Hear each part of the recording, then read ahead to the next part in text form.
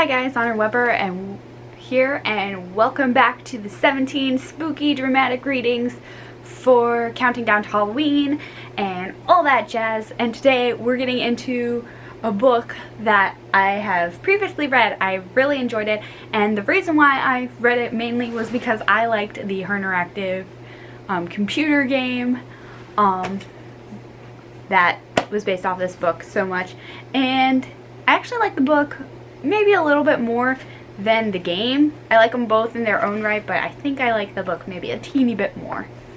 So today we're going to be reading Nancy Drew Files Case 38, The Final Scene by Carolyn Keaton. So, let's do this.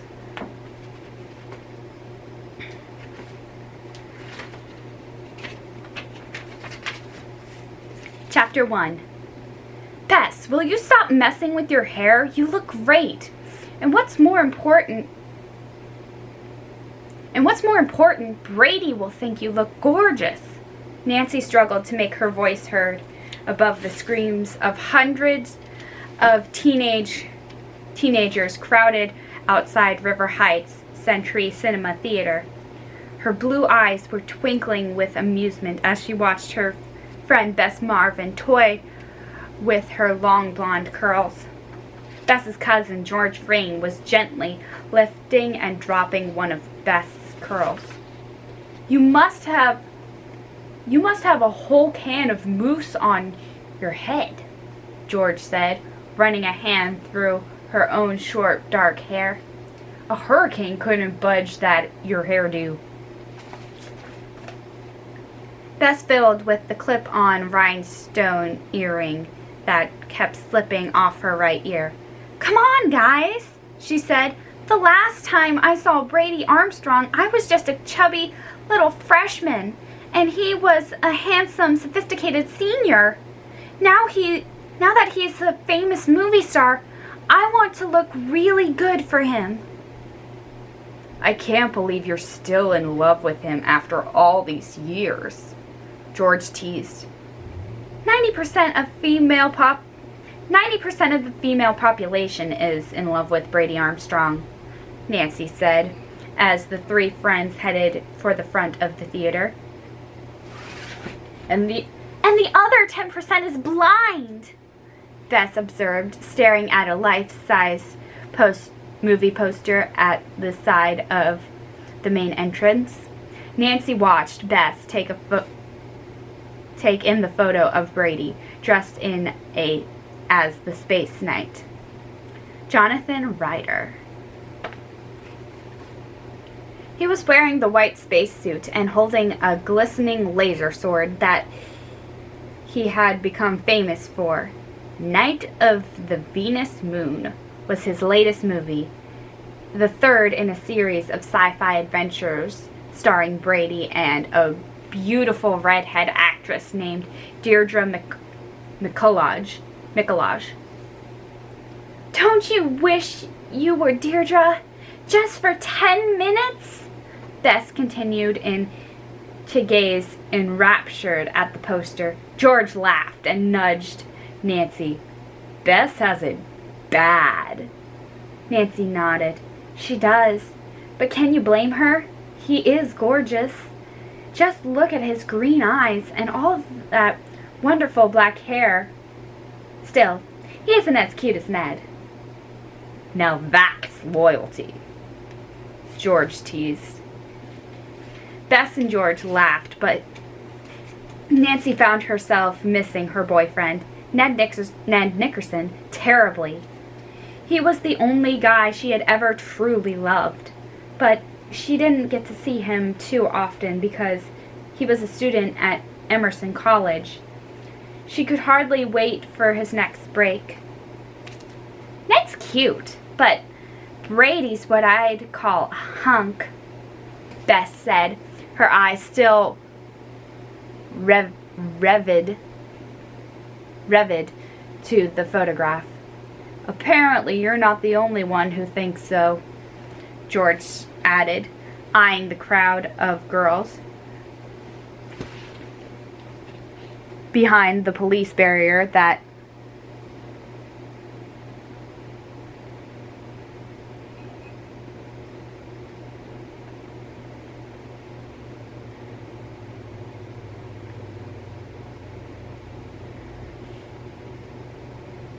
that let out a single scream as a van and 2 cars slowed down in front of the theater. One of them was carrying a sign that read, "Marry me, Brady." The 3 girls turned to see what had caused the latest commotion. The local news was arriving. But Bess fingered her curls again and straightened the scoop neck of her teal blue sweater. She looked perplexed and sad. Nancy guessed what was bothering Bess. She linked her arm through her friend's. "It looks like everyone else read the same issue of Teen World that you did." "And I thought I was being so smart." Bess looked as if she were about to cry. "Don't worry, Bess," George said, trying to reassure her cousin. "Just because everyone else read that Brady always arrives early for a personal appearance doesn't mean they've got you beat." "Sure," Nancy added. "I'd guess we've still got a little time before Brady gets here. It should be enough." "For what?" Bess asked. "To find a way in," Nancy said with a laugh. "After all, I am a detective, right?" Bess gave her a wan smile. And before Nancy could turn her attention to finding an entrance that wasn't blocked by fans or police, George elbowed her in the side. "What's that all about?" George asked, nodding toward a dozen or more people carrying large pieces of cardboard mounted on sticks. "Picket signs." But the signs were down, and the girls couldn't read them. The group was gathering in a circle to the side of the ticket office. One good-looking, dark-haired young man seemed to be in charge. He was giving directions and pointing to a clear stretch of street in front of the theater. They don't look like your run-of-the-mill Brady Armstrong groupies to me," Bess said, with a note of concern in her voice. "Quick," Nancy said. We can use the diversion to sneak around to the back of the theater. We'll try the side door." She led Bess and George past the pickets. As the girls rounded the theater, they saw a large, dignified-looking private guard standing in front of the old stage door. Luckily, he didn't see them. "Well, maybe not," Nancy said, sizing the man up. "Let's check out the back door." The door was unguarded, but locked tight. Nancy cast a sympathetic look at her friend. "Sorry, Bess. I don't see how we're going to get inside." Bess was determined. "I have to get in there," she said. Suddenly, her eyes lit up. "Wait a minute! I just remembered something." She led them to the parking lot and then behind a row of thorny bushes. "Why are you taking us through these weeds?" George glanced around to see if anyone was watching their suspicious behavior, but there was no one in sight. "I just remembered something from when I worked here as an usher 2 summers ago." Bess stooped down to gingerly brush away some weeds, soda cans, and candy wrappers from a rusty metal door buried in the ground. "Working here did have its advantages. This is our way in," she said proudly. "Here, let me do that," Nancy offered. "We wouldn't want you to meet Brady looking like you've been playing in the dirt." She smiled as she took over the job of pulling at the door. "Have you been sneaking into movies for free?" George teased, Bess with a quick grin. "No, of course not," Bess replied indignantly. "But I could have, and I think my honesty is about to be rewarded." The old rusted lock came free in Nancy's hand. With a final grunt, Nancy lifted the heavy steel door and revealed a dark staircase below. She smiled and shook her head. "Love is funny," she said.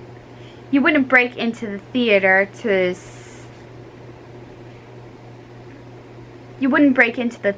save the price of a ticket, but you'd do it to get a look at a guy you think you love.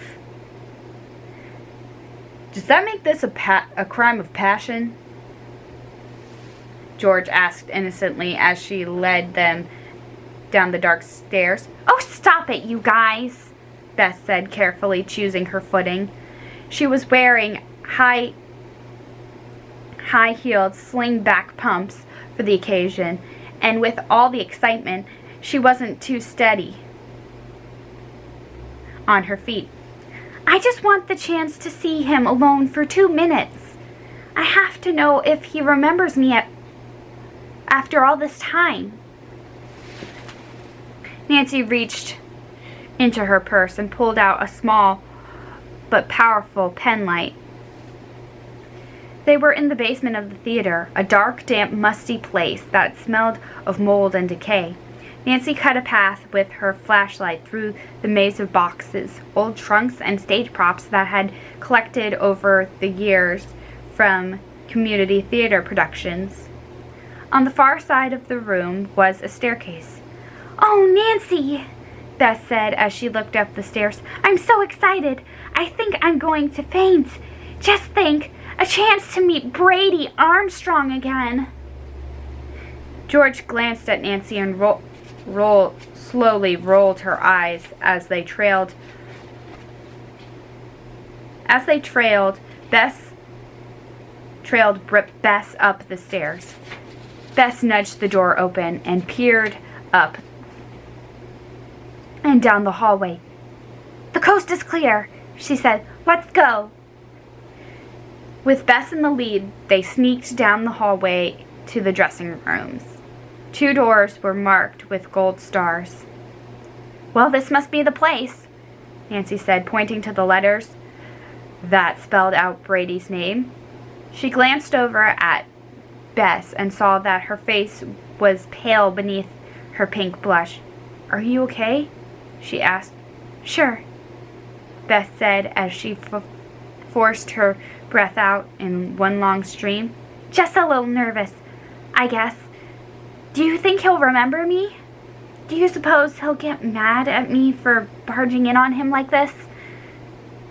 "I don't think he'll be mad," Nancy said. Brady was always a nice guy. Besides, you look great." Beth smiled at the encouragement. Then she lifted her chin, her eyes bright with determination. "I came this far. I'm not going to chicken out now. Besides, I blew half my fall wardrobe budget on this dress. I want him to at least see it." "We'd offer to come with you," Nancy said, "but I'm sure you'd like to be alone."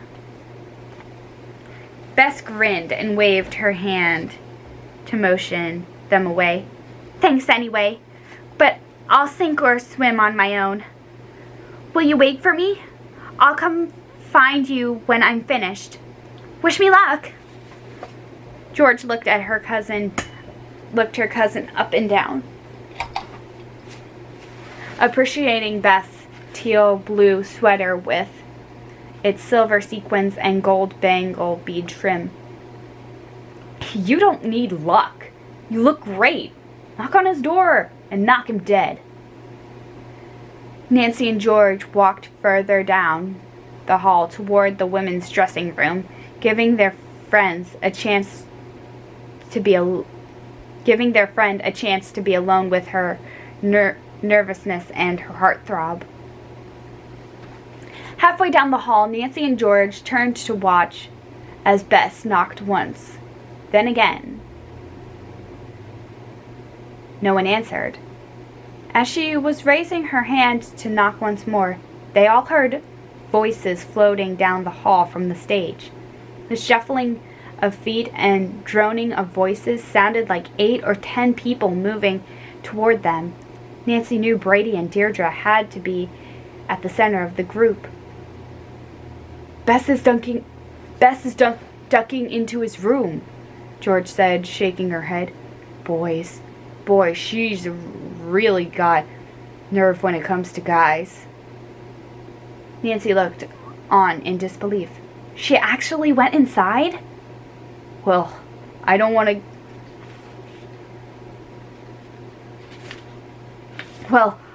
get caught hanging out here either, George said as their voices moved closer. I'm just an admirer, not the president of his fan club. Come on. Nancy and George slipped into a room marked women's dressing room. She flipped on the wall switch, and the room was instantly bathed in bright light. Makeup mirrors lined the far wall. To their right, costumes hung on a long rack. Flapper dresses, Victorian gowns, Roman togas, and cowgirl outfits with leather fringe. The girls listened at the door to hear if the group had moved closer toward them, but there was no more movement. Nancy eased the door open and peered through a narrow slit. Brady was at the center of the stationary group, and there was the mayor, and Nancy closed the door, not wanting to get caught. He's even more gorgeous in real life, George said, and moved over to investigate the costume. What do you suppose that protest outside is all about? She asked as she fingered the fringe on a cowgirl outfit. That was Nicholas Falcone in charge, Nancy said. I recognize him from pictures in the paper. He leads campaigns to save old buildings from demolition. That's right. And Bart Anderson's going to tear down this beautiful old theater to build one of those impersonal movie complexes. So Brady's premiere is the last big event to happen here, Nancy said sadly. No more movies, no more community theater productions.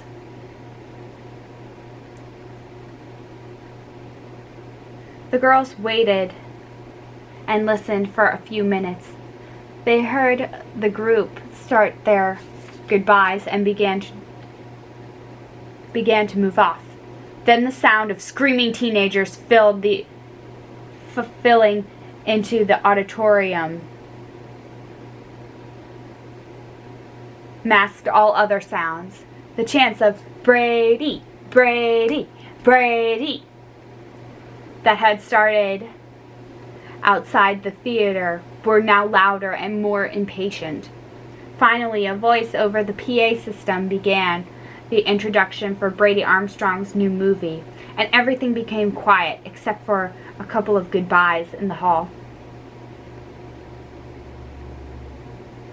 Maybe Bess's visit with Brady has started and is going better than she'd hoped, Nancy said with a smile.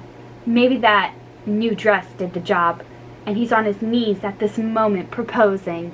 I hope not, George replied playfully.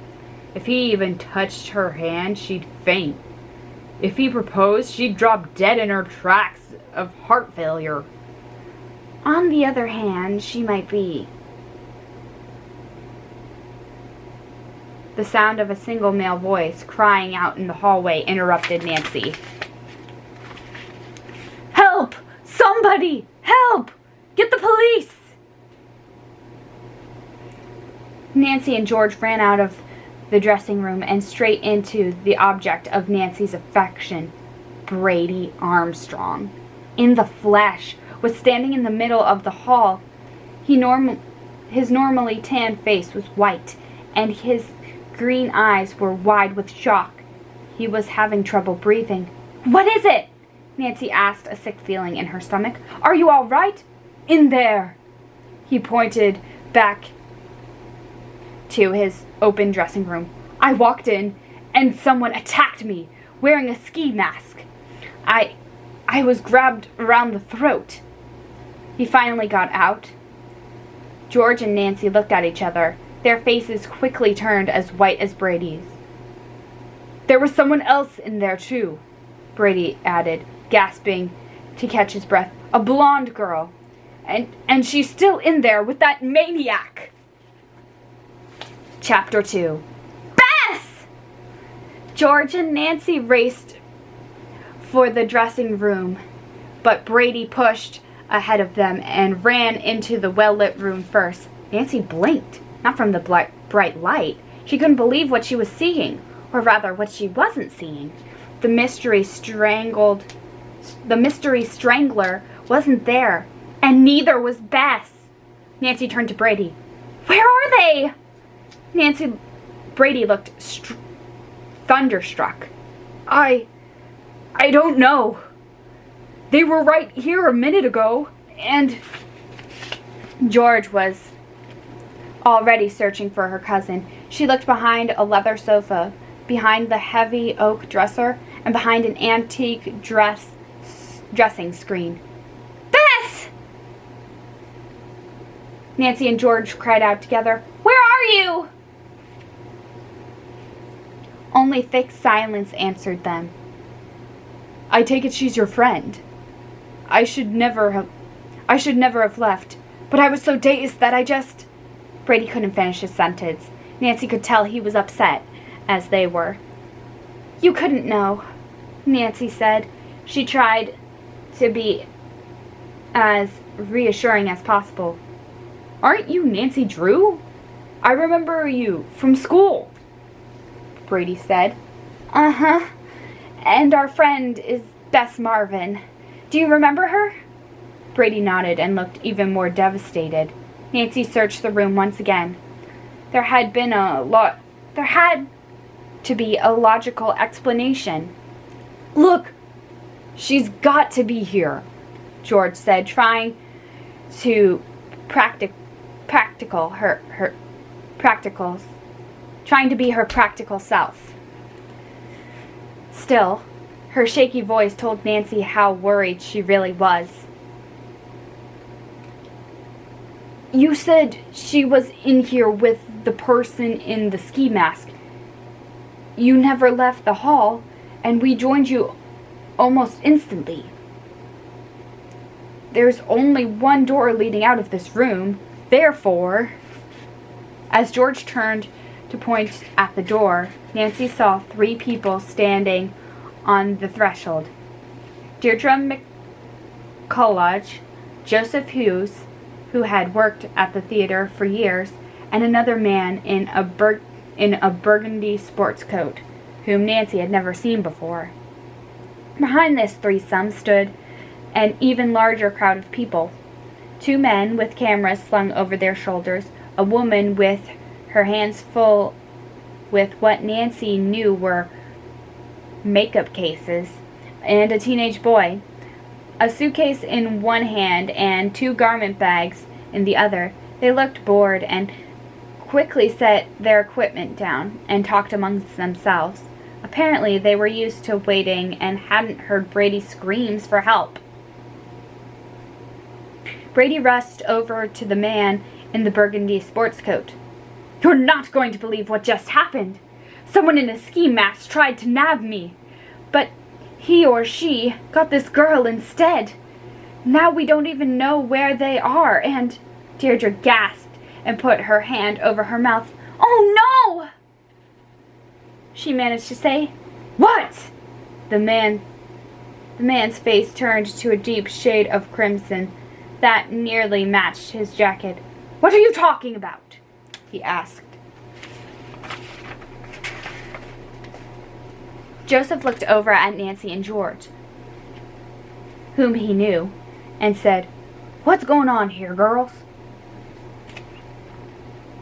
"We don't really know, except that Bess is missing," Nancy said to Joseph. He looked shocked. "Missing?"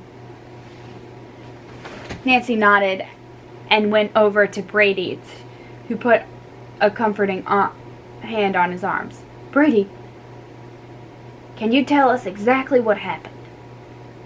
Before Brady could begin his story, The man in the burgundy sports coat cleared his throat and pointed, addressing Nancy.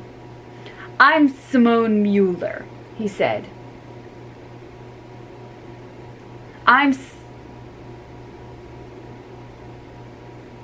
Is it Simone or Simon? Because in the game, they say Simone. I don't know. I'm just going to say Simone, because that's how they pronounce it in the game. He said, "Brady's and Deirdre's manager. Not that it's actually any of your business. Now, what I want to know is, who are you and why are you asking all these questions?" "This is Nancy Drew," Joseph said, coming to the girl's assistance, "and her friend, George Fane. You may have heard of Nancy. She's River Heights' best-known detective." Simon didn't seem impressed. He ignored Nancy and turned to Brady. "Okay, Brady. What you're saying is that while I was escorting those local dignitaries to their seats for the movie, someone in a ski mask tried to kidnap you?" Nancy caught Deirdre looking at Simon quizzically. Brady nodded. Nancy was about to ask another question, but Simon interrupted her again. "And just how did that happen?" Before Brady could answer, Simon went on. "Well, let's get this story over with." Nancy couldn't believe the way Brady's manager was talking to him, as if he were a kid, and Brady was letting him. Also, Simon wasn't taking any of it the least bit seriously. And Bess was missing. Not able to wait any longer, Nancy spoke up impatiently. "What happened when you got to the theater?" she said. Deirdre stepped forward and put a hand on Brady's shoulder. "We came inside with a lot of local politicians and dignitaries. We stood around and chatted. Then Brady said he had to change. I escorted our guests to their seats. Simon was outside still," she said pointingly, looking at Simon. So that was it. Simon hadn't been with them, Nancy thought, filing away the information. And when you let yourself into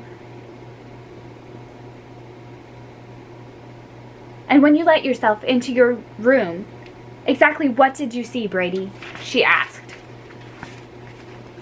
"The lights were off, so I turned them on, and that's when I saw her, the blonde girl, sitting over on the sofa.